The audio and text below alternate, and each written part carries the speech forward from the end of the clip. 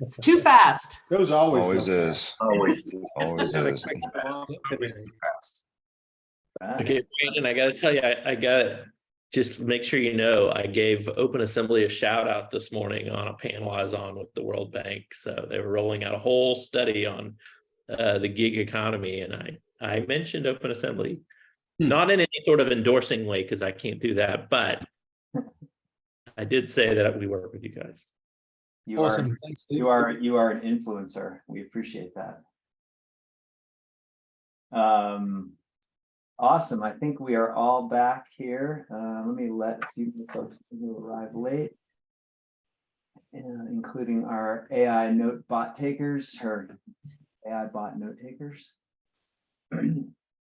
Okay. And So before we start, so can I just say to everyone, have a look at our petition, Saving Freelancing in Europe. If anyone wants to have a look at it, I'll put the link to the petition in there. Please, throughout your own networks, sign yourselves and throw it out there so we can get as many names on that list as possible. Glenn, you jumped the gun. I had you here on my agenda. I was going to give Oh, you. sorry. That's all right. That's all right. Just want you to know I carved out time for you, but that's good. Yeah, Glenn has a petition he wants us to all sign, so he's going to share that and pass it around on your socials. So this is a time when anybody who's new on the call would like to take 30 seconds to introduce themselves, who they're with, put their information in the chat. Go ahead and raise your hand with the Zoom feature, or go like this and we'll call on you. But if there's nobody new, we can keep moving along. Oh, Elizabeth, go for it.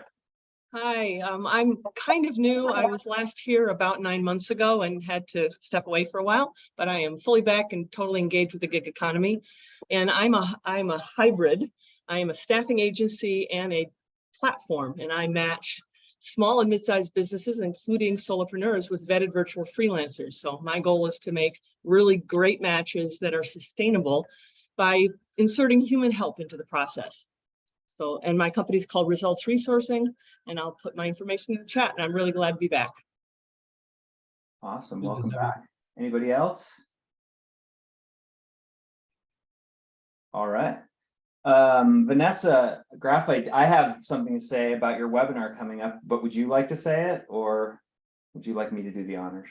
You can do the honors. The one that Vic is doing, right?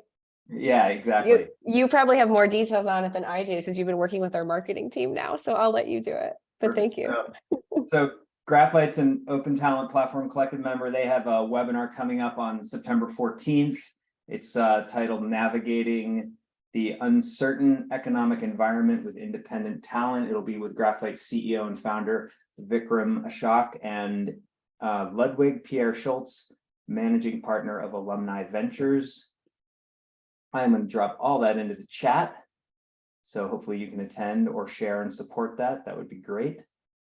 I also wanted to announce, all right, does anybody else have any upcoming events they want to talk about or announce to the group? Or if not, you can put it in the chat. I have one, Brandon. Go for it. So we took a little summer off. Well, it's been a while off with the future of work advocacy kind of stuff and what we were doing with Open Assembly a while back. And then we took a break and kind of and resolved and reacquainted the idea of really bringing back the conversations around accessibility, protections, and the future for all workers out there in the world. And so we got an event going starting next week, and it's every second Thursday, and it's called Future of Work Nexus. And I'll put that invitation in the chat. And then there's an interest form at the bottom of the description that if you want to receive updates and information, that'll be an opt-in kind of choice, and you can fill out the short form there, or just click on the link and put it in your calendar for every second Thursday. It's going to be a great dynamic conversation around what's after. We usually touch on the topics about the last 10-15 minutes of this meeting of like, okay, well, what happens with the workers? What's going to happen? What are the unintended consequences of our innovations? And so this is more about around the advocacy and looking at the future for all workers and what that looks like. And so I'll put the information in the chat. Thank you. Thanks, Link. Yep, please share that and let me know too, and I can get that out further. I also wanted to announce we had the first round of the Trusted Talent Partner certifications went out.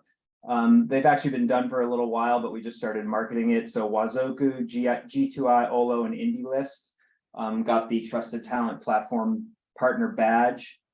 We have some more announcements coming soon, so stay tuned for that. And if there's any platforms here that want to partake in the program and receive the certification, just feel free to reach out to me and we can take the next steps. And then I wanted to say, pass the mic over to Ashley Ryal to say a few things about her transition away from leading these community calls, which she was doing at the beginning of this year. So go ahead, Ash. Thanks, Brandon. Thank you. Yeah, so I won't be hosting the community calls anymore as I transition my business into some new sectors, which I'm really passionate about. And I need to kind of commit full time to those new areas. So I'll be spending the next half of the year diving deep into those, but not going anywhere. I'll always be an advocate for this community and a cheerleader and an active contributor. So thanks, everyone. Thanks, Ashley. I give like a thumbs down to that, but yeah, me too. Double thumbs down. I also put a event in October in the chat, Freelance Business Month with Alina. It's all month long. It happened last year. I know a bunch of you were involved last year. We're going to have another great conversation all month long, and I'll be hosting a session as well as some other folks on this call. So definitely check it out. All right, thanks, Ashley. Yeah, Barry, off to you. Yeah, well, let me start by saying thank you, Ashley. You've done an awesome job since you've been running these calls and, you know, amplifying them out on social media and stuff. So thank you very much. I'm very glad you're not going anywhere. So it's good that you'll still be on these calls, but a big thank you from us. So today we're going to be talking about something that's very close to my heart. I've just literally got off a call with, I think, 5 people from a client from legal and audit and tax and finance, talking about worker classification because they are so worried about it. It's an incredibly hot topic in the industry. That particular client have now delayed things with us for about 3 months while they try and get their heads around global worker classification. Can we use a platform to work on a project in the US and the freelancers based in India or based in Europe? What are the risks to us? You know, what if something happens? What if they are misclassified? So it's a really big deal for enterprises in how they work with freelance talent platforms. And it's something we all need to understand. It's also really worrying for platforms too. If you look at SIA's latest global talent platform survey, when they asked all of the freelance talent platforms who took part in that survey what they were most worried about in the future, it was legislative changes around classification. So it's something that the platforms in our community really worry about, quite rightly. It's a really hot topic in Europe. It's something I'm speaking on in a month's time, the EU's proposed directive on platform workers. What's that going to mean for EU freelancers? Are, you know, high quality and expensive freelancers who choose to do it for a living going to be lumped in with lower paid, let's say more blue collar platform workers delivering food or driving cars, or, you know, all of it's incredibly complex and we need to get our heads around it. And so I'm delighted that we've got a couple of experts with us today who are going to help us navigate it. So I'll ask you guys to introduce yourselves in a second, but Jason, I think we're probably quite well known to our community, CEO of Greenlight. They have an amazing platform, focus on contingent workforce and compliance, and specialize in that globally. And then William Hays Weissman from Littler. William, I just met William for the first time a second ago. And Littler, a legal firm who've been specializing in labor and employment for the last 75 years. So I'm sure William's got a lot to say on this. So great to have a couple of real experts with us, but don't be shy, everyone. Obviously ask your questions. But I think, let me just ask you guys to introduce yourself. So Jason, do you want to kick us off just in case there's someone on the call who hasn't met you before? Yeah, thanks, Barry. Appreciate the intro. Jason Posel, CEO, founder of Greenlight. I've been working in contingent workforce compliance issues for 20 years. I hate to admit, but it has been that long, I guess. Yeah, we run a global platform for classifying and paying workers compliantly. Most of our clients are talent marketplaces in their own special vertical. We deal with all the different compliance issues. And I know that one of the big topics that this community is interested in is really around worker classification. But even when workers aren't independent contractors, that's not what the issue you're worrying about. It comes with a whole host of other compliance issues, as we know, which is why the freelance model is nice. But once you get into employment in a whole host of developed countries, particularly the US, then you've got to heavily rely on experts like William to make sure you're doing things correctly as well. Yeah. Awesome. Thank you, Jason. Great to have you with us. And William, can you just introduce yourself to our team? Sure, thanks. William Weissman. I am a shareholder at Littler, which is the largest labor employment law firm actually in the world, devoted to representing management side, we say, but employers. I lead our employment tax practice group and spend a lot of my time on worker classification issues. I've worked with Jason now for several years and helped Greenlight with their program, and I'm very happy to be here and talk to all of you. Awesome, thank you. So Jason, I think you've got a couple of slides just to sort of set the scene for everybody and give some context, right? That's right. I did share them. Yeah. Right. Brandon, I think you're muted if you're talking. Yep, I'm just pulling up that deck here. Just 1 second.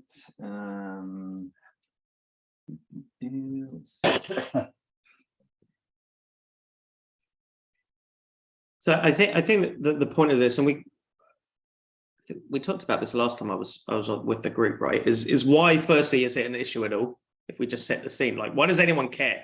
Right? It's easy to start with everyone's a freelancer, but there's actually a whole bunch of rules, and the main issue, and we see this clearly in the UK where they call it out more clearly in even the name of the rule, like off payroll and so on, is that when workers are employed, government collects taxes and social security and employment taxes and all of these things. And when they're not employed, they don't. And that creates a massive tax gap. And so there's a huge incentive, firstly, for every government agency to have people employed. It's how they collect money.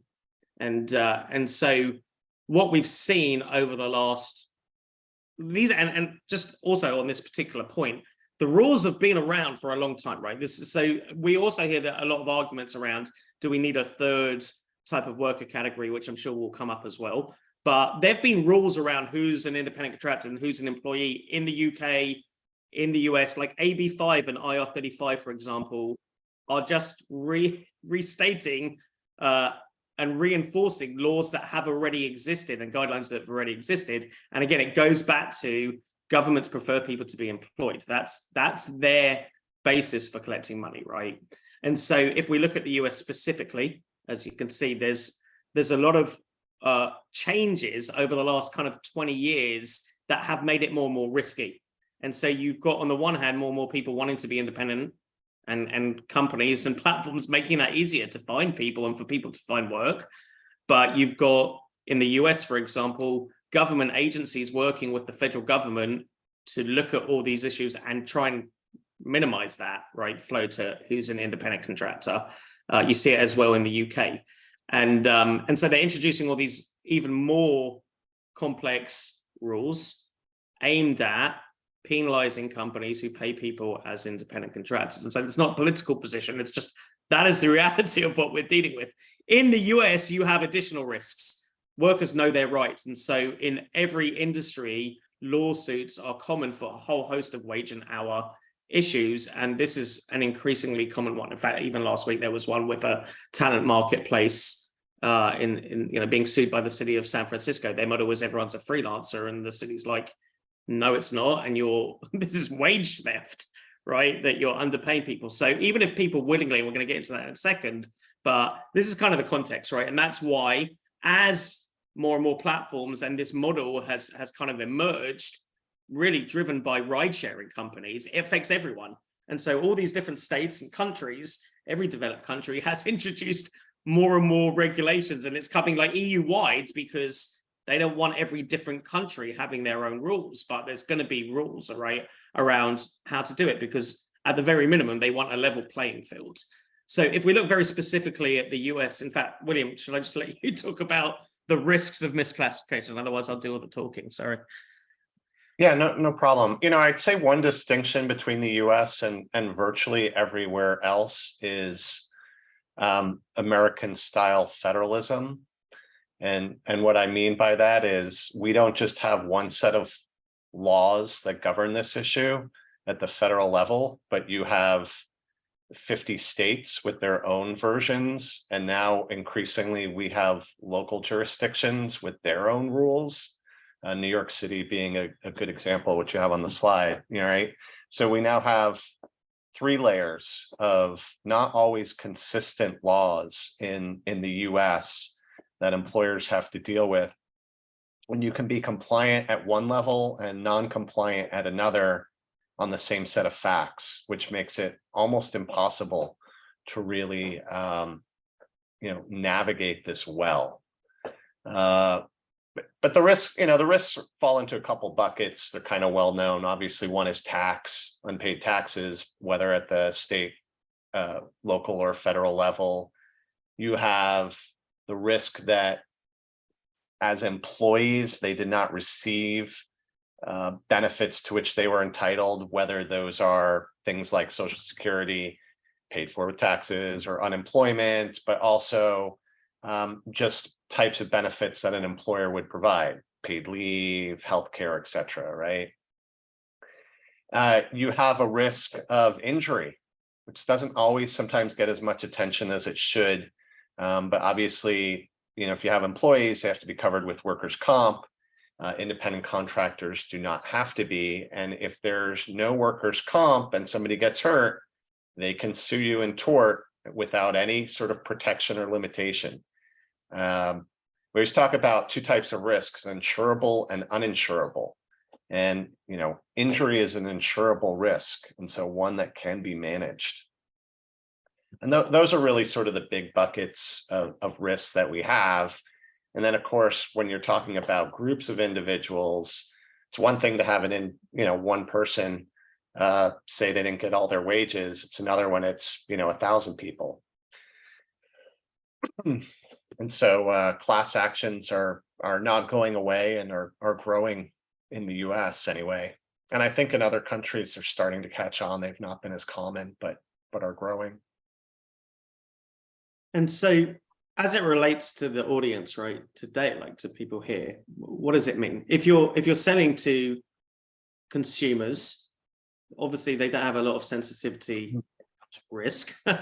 And that's like whether you're, again, ride sharing through to like an Upwork, right? If you go into Upwork and use it like I do as a small, like I'm just tapping into their marketplace.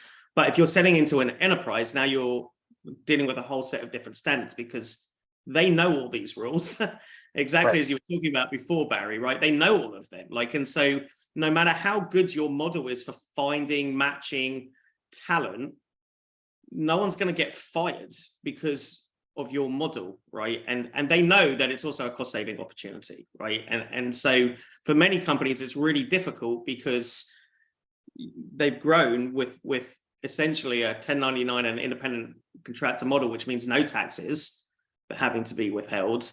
And in large part, if you've been competing and disrupting against legacy companies, they probably have. And so that's been part of your competitive advantage. It's really hard. But let's be large enterprises who have a robust supply chain, they know the rules and they expect all of their vendors to be compliant. And that is why, like in the US, the dominant model has been, how do you deal with it? If you're very good at matching talent and you've got 150-page MSA that's giving you all this like risk and like having to deal with all the stuff that William just talked about, then the easiest way to deal with that is just employ them and manage it and ensure it. And so that has been the dominant model because it's in many cases much harder, especially if you're essentially doing staff augmentation, and we can get into what that means, we're going to. But if you're controlling the worker and your model is like, we want to maximize our ROI on every worker that we've signed up onto our platform, which means putting them out for 40 hours a week or more if we can, they probably are going to need to be employed, right? And legally. And so you may have been able to get away with it, but enterprises don't like that. And so what that means is some of the most mature talent marketplaces have adopted that. If you're already in specific industries, let's say you're doing healthcare staffing in the US, you know that those people are going to be employed. They need insurance, right? No hospital is going to work with you if you're not doing that. And so depending on the industry, like that is already the dominant model, but that is why it's like that in the US versus the UK, where the risk has not traditionally been with the end client, but IR35 changed that because the government realized same thing. There's a massive tax gap, right, which they reported. And again, for those familiar with the UK, when they looked at all the people who were being paid as independent contractors and how much they were missing out on taxes if those people were to be employed and paid as PAYE, the biggest offenders were the different government, like the Department of Defense, like had tens of thousands of contractors, and they were misclassifying as limited company contractors who were working full time for them. But the government saw that was a big opportunity to collect taxes. It just took them 20 years to realize and learn that they needed to penalize the hire of those workers, which is what the new iteration of IR35 is about. And so that is what we're increasingly seeing, right? And that's the risk that the enterprises face. It doesn't mean you can't deal with it. You could just embrace the W-2 model. That still brings compliance issues in and of itself, though, right? Then we can move on to the next slide, Brandon. Yeah, it doesn't help, and this is, maybe a little political, but it doesn't help to punish voters. Companies don't vote, but individuals do. And in looking where the pressure point is, it's a lot easier to pressure a company than to pressure all the individuals, which is the pivot, the government has taken. It's much easier to make firms, the wrongdoer, or the bad guy in the relationship than the workers themselves. So William had mentioned before, there's like a plethora of different laws, right, in the US that apply to an independent contractor. But let's just get the basics so you understand table stakes. And the interesting thing is it's pretty similar in any country that has rules. Like it's similar IR35, the facts, the issues that they look at, right? In the US, and I'm going to hand over to William, but in the US, firstly, you have to comply, obviously, with federal law. This slide on the right is literally taken from the DOL's website. The part on the left, the gray bit, is just some commentary, but this is their site. It's not us putting it together. You can see, right? 1866 for US wage. Like this is their site. So this is like the very basics. Now, in addition, at the federal level, you have the IRS, you have other and all these different types of rules that apply. So this is before we even get into state. Sorry, William, should I hand over to you? What I love about this slide, if you look at the guy on the beach with the palm trees, right? Traditionally, some of the factors that were used to distinguish between employees and independent contractors is, working on site on a company's location, control over the hours. Well, in the current reality in which, we all live, that doesn't work for the government anymore, right? So, we all have flexible schedules and we work from home or at the coffee shop or in the park or on the beach. And so what is happening is those factors that used to get used to distinguish are being chipped away at. And so here the Department of Labor is saying, oh, well, those factors that we used to use to distinguish now don't matter. And at some point, you're going to wonder what's left, right? Because as they keep removing factors that used to get used, there's going to be fewer and fewer factors to distinguish. And the flip side of that is what we're now seeing with these very distinct and specific carve-outs like AB5 in California, which listed out, 37 different exemptions for very specific industries and criteria. And so the patchwork here is going to get worse and worse because it's going to depend type of business, type of worker, and various factors because the old rules are no longer working for us. But as Jason said, the sort of basic standard, which was control, which made sense 100 years ago, is still in place. It's just getting harder and harder to use. And when there's a doubt, it goes in favor of finding employment, which is really what Jason was talking about earlier as well, and sort of the model with these risks, and larger enterprise platforms, aren't willing to take them on, and they don't have to.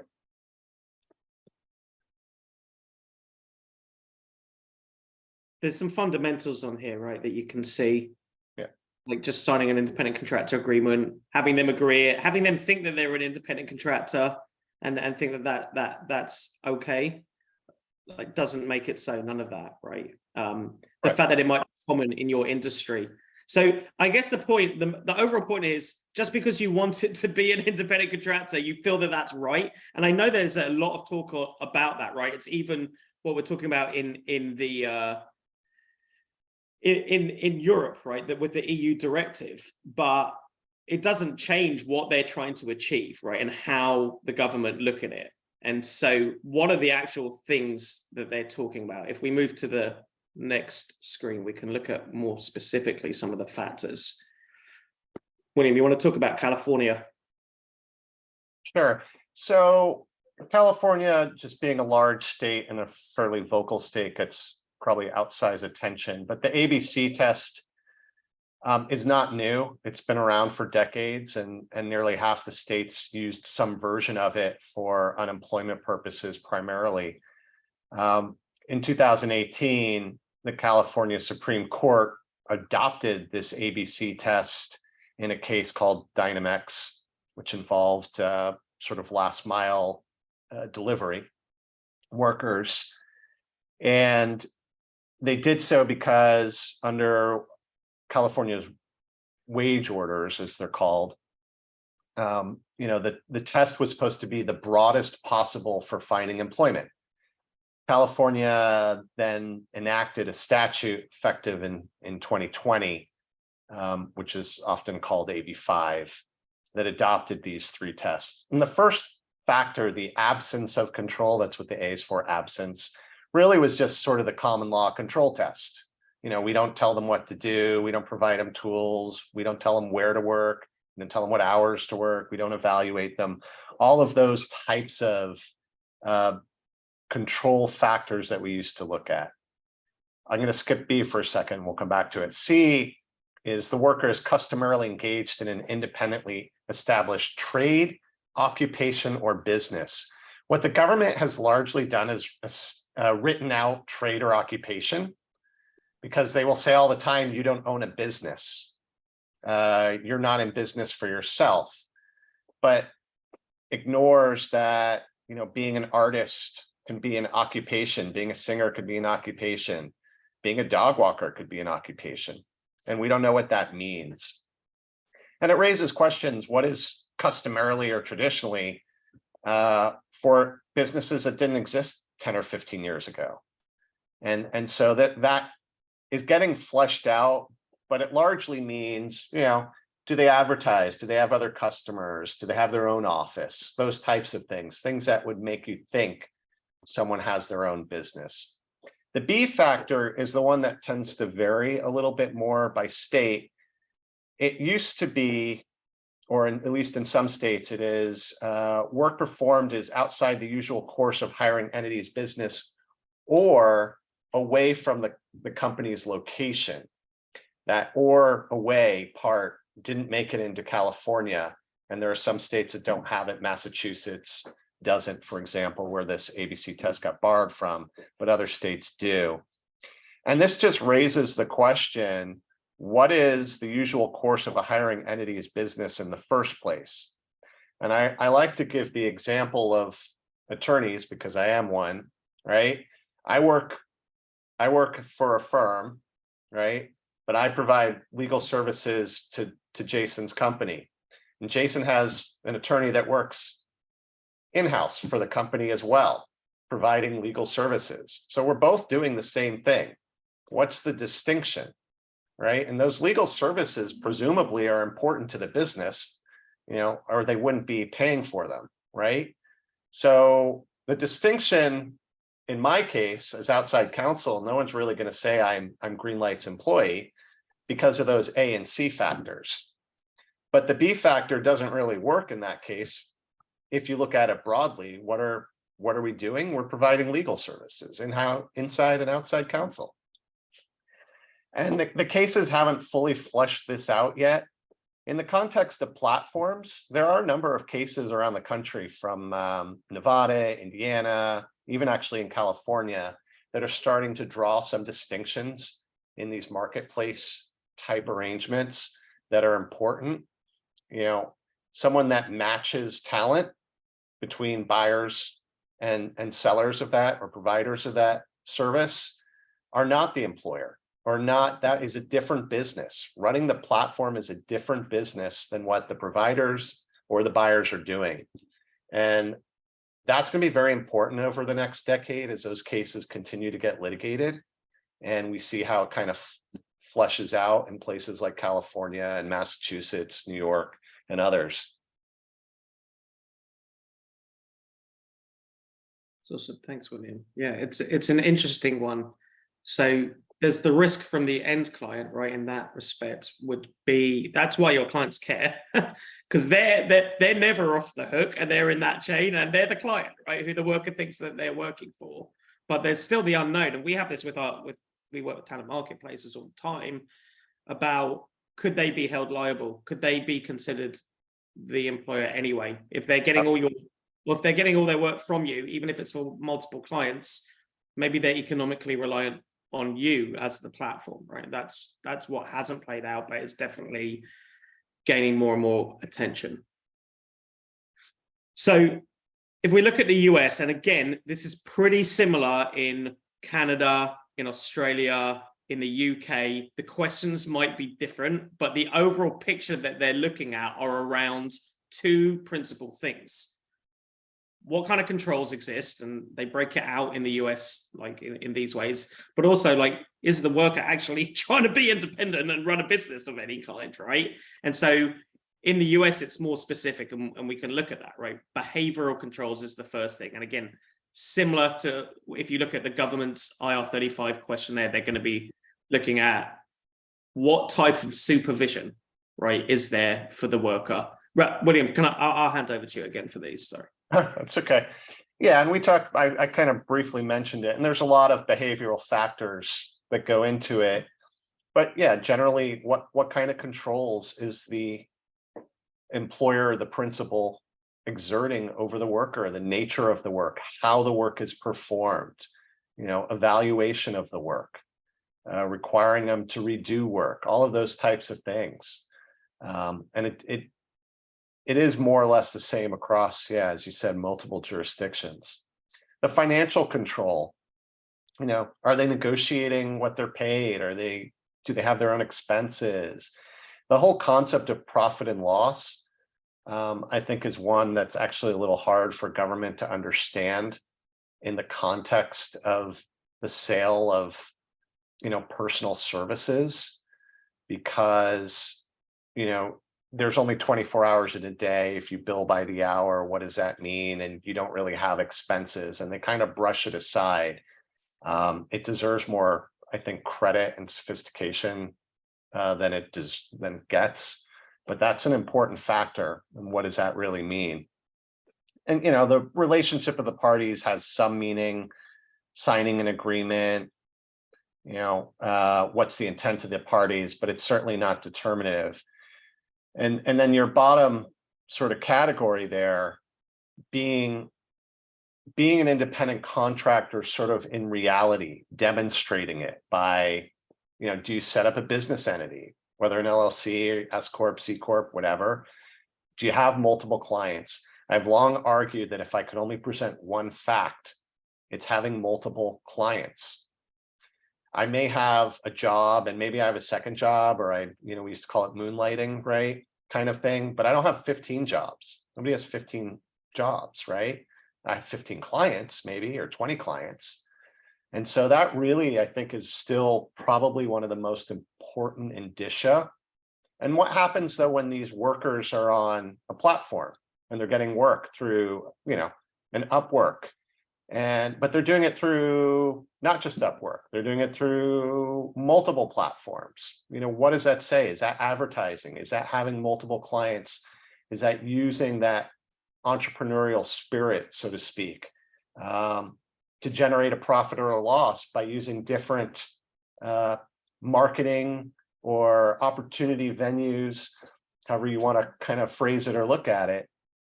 That's just not something that government has grasped well, or they may grasp it but don't want to admit it, is probably better.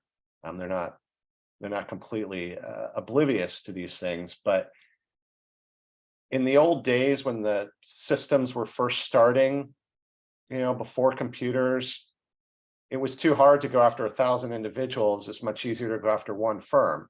And that model is still what sort of underlies all of this with government. And again, why there's this push against the hirers at the end, as opposed to the individuals. So one of the factors here that I think is really relevant for talent marketplaces is about the level of expertise that workers have. Can you talk about that, William?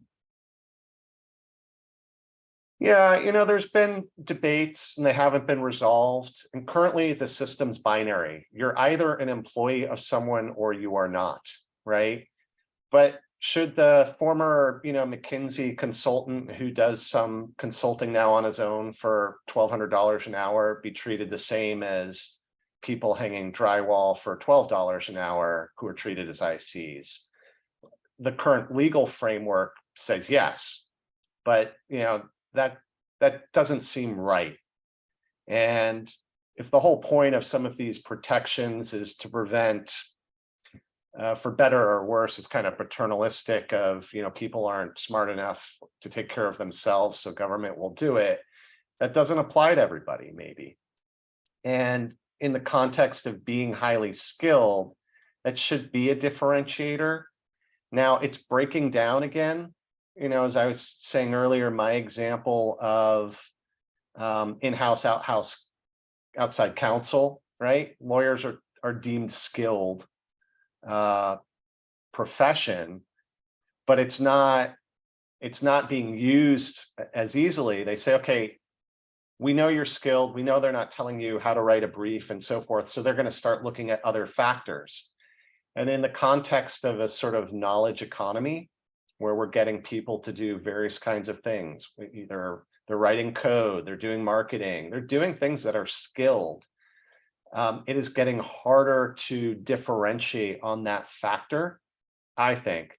And that makes it more problematic again for the buyers of those services to establish that these people are independent, absent, them having multiple clients, them being incorporated.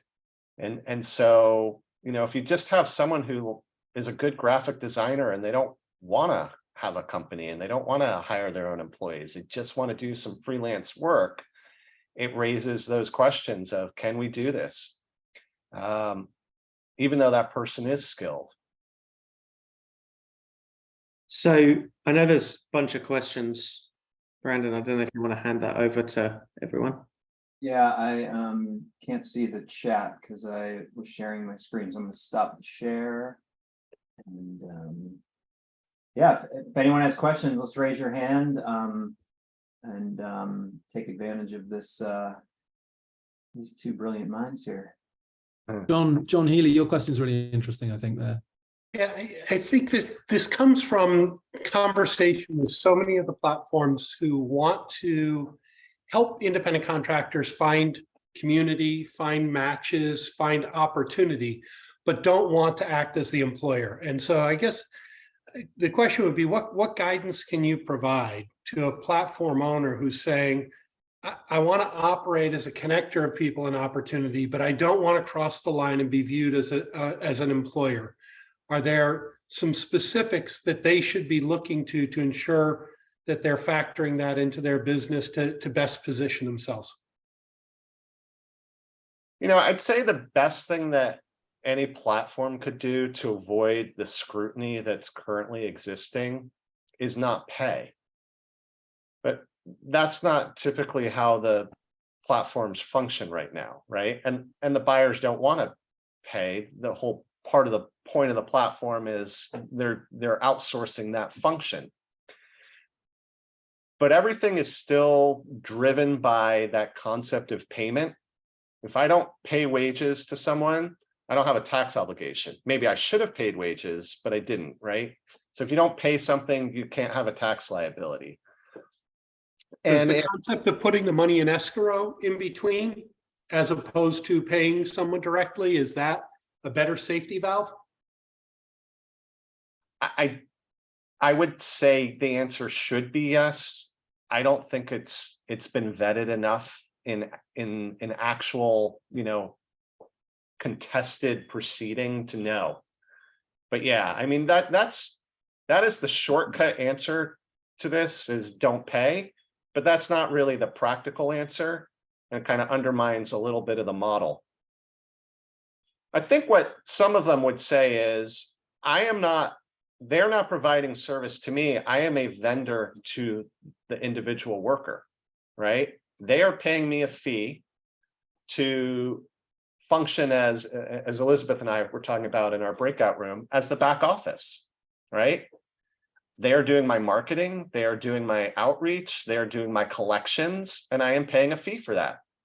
And completely flipping it on its head to the way the government views this as they're our employees. Well, no. If they were our employees, they wouldn't be paying us to be their back office, right? But that argument hasn't gained as much traction yet because it's not conducive to where government's going. Just to build on John's question, there are a number of platforms now that are developing managed service offerings where they control the outcomes. If you look at a Gigster or a Distributed in the UK are a great example of this. They set up what they call private talent clouds of heavily vetted freelancers. The freelancers come to Distributed as a career destination. They want to be freelancers, they want to be independent contractors, but they want Distributed to find them work, and then they contribute to a project that Distributed has negotiated on their behalf, which might last 6 months and have a fixed price to it. And that's a real hybrid model, right? That I can't imagine any government's quite got their head around yet, because it's a crossover between these two worlds. They're not employees. They might get some benefits, actually. They might get, cheaper gym membership or whatever. They might even get stock in the company, but they're still, from a Distributed perspective, I believe, I don't think anyone from Distributed on the call, they're still classified as freelancers in the UK contractors. Yeah, the private talent pool concept has been around for a while and is growing in, I think, popularity because it's sort of a pre-vetted pool, right? Yeah. But that's coming from the buyer perspective, and you're talking about it from the provider perspective, and that's the rub here, right? Because whose perspective should matter? Government wants to push that buyer perspective is the one that matters. You created this pool, you're controlling the pool, but from the provider perspective, no. I'm getting something of value by being in this exclusive group. I have better access, better visibility, and probably better opportunities. And that's my profit and loss concept. I've taken steps to segment my market in a way that's going to get me a better return. That argument hasn't played out yet. These are all the things that are going to play out in court cases, probably over the next decade, and then there'll be legislation that kind of pushes back. Yeah. I saw this morning, actually, Massachusetts Attorney General greenlighted 2 ballot initiatives. One is basically in California, we had something called Prop 22, if you're familiar. Basically the ride sharing services got a carve out from AB 5. They put it on the ballot and the public decided they liked getting their food and their rides and so forth. more than they were worried about people being employees. And so we have this statutory independent contractor for people that do driving type functions. Massachusetts now has their version of that ballot initiative approved. The other ballot initiative is to allow independent contractors to unionize, which was pushed by a labor union, which is sort of the polar opposite. So you're going to have two legislatively opposed concepts on the ballot at the same time. And you know what? It wouldn't be surprising if they both pass, right? Yeah. And then what do? You're going to Yeah. have independent contractors able to unionize, which is not really the concept of unionization Yeah. as we understand it. Yeah. But that's what's happening, right? Yep. Yeah. The other side I would say to that, sorry, just to quickly add, is that there's the policy side, and it's obviously a very legitimate and like Glenn and so on, like leading the charge on the policy side. But you also see how it's complicated, and even for like the talent marketplace, like there's like you can take commercial risk, but a client isn't going to, right? An enterprise client, that's the other side of it, right? Is that from their perspective, are they going to take a bet on your model? Probably not. And so there are other ways, right? The other answer to the question is when they go to William to ask for that, he refers them to Greenlight and we help them solve for these issues. There are ways, right? Companies like we talked about before, healthcare, you already started with having to deal with regulatory issues. Depending on your industry, you're already dealing with that. If you've sold to companies who don't care and now you're trying to scale with enterprises, this is why they care and why they, no one's going to get fired because you think that people want to be freelance. My people want to be freelancers, right? It's challenging for the buyer. Yeah, absolutely. Good. What about the EU directive, Jason? Should we? Those of us in I'm in Europe and not in the EU, sitting in the UK. But should people in Europe be really worried about that? I mean, from a talent platform perspective, what's your view on what's going to happen there? Well, we've already seen, right, platforms pull out of certain markets like Spain. Who are already facing this, but I think there's a different issue, right? Who are these companies? They're VC-backed companies who have started with a non-compliant model that is like, that's their margins, right? And so to change that, where there's a lot of sensitivity around their pricing to a consumer, that's extremely problematic, which is why you see Uber fight it. It's not the only reason. But if we just look at companies like that, where there's uncertainty, which this will create either way for marketplaces, where there's an enterprise, they're going to err on the side of being conservative around that. But also all these large companies in the US, they put aside hundreds of millions of dollars for lawsuits and claims by cities and different government agencies to deal with just compliance, right? I mean, it's in Upwork publish it, Uber publish it in their finances, right? You can see how much they put aside. So whichever way, the EU, as we said at the beginning, they have a strong incentive. They also want worker protections, right? There's a whole other side of the argument if you're dealing with less skilled workers around whether they should be freelancers anyway, right? There is that whole other side of the policy discussion. So if you're a knowledge-based worker, it's very difficult. And because you're being lumped in with all the talent marketplaces, right? And the big abusers, as it's seen from a government perspective, are really like the ride sharing and so on, but they're a talent marketplace. And so everyone's going to be affected by that, I think. Yeah, and to build on that, what someone had raised, and it might have been you, Barry, earlier about, or Jason, a third party or third category as a solution, right? Which Canada has. And this sort of, you're partially an IC, partially an employee for certain purposes, it may bleed out, I think, as well to other locations. It's been at least considered and floated in the US, hasn't really been seriously considered, it's at least been floated. But you may see some of that too, and changing, the binary to a multiple options model. You mentioned that on our podcast, Jason, with John about a third worker, but you seem to not be too keen on it. Was there a reason for that, if I remember correctly? It's not that I'm not keen. I don't dig into the policy side so much. I just try to enable companies to navigate the regulatory side.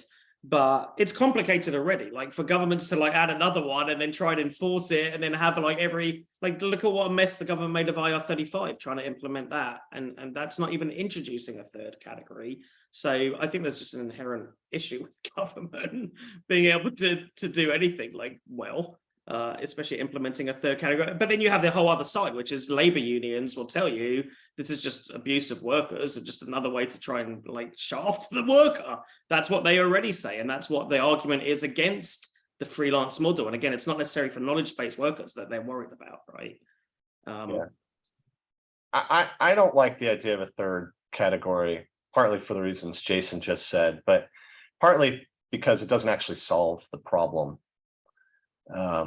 It's just like a band-aid on a huge wound. It's still going to bleed out. Well, I think we're at the top of the hour. William, Jason, thank you for your valuable time, and everybody here for attending. Really appreciate it. The next call is on September 21st, same bat time, same bat channel. Working on the topic at the moment, so we'll announce that very soon. This will be recorded, or this has been recorded. We'll have it up on our blog. We'll share it out with everybody afterwards. And if you ever need anything from me, feel free to reach out, and have a great day, everybody. All right, thank you. Thank you. Bye-bye.